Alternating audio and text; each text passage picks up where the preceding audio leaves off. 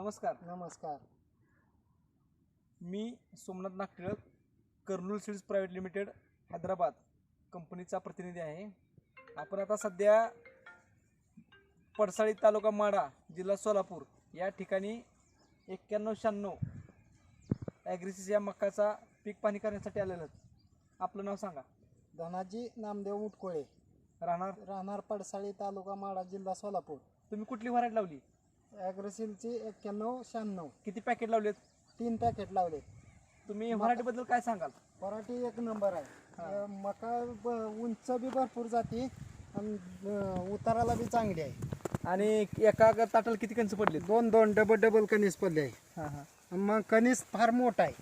माझ्या मते की सगळ्यांनी जेणेकरून ही मका लावावी. उतार भरपूर, मका चांगली, आधी उंच पण आहे. उंच बी भरपूर जाते आणि त्याला पाला फवार मऊ आहे.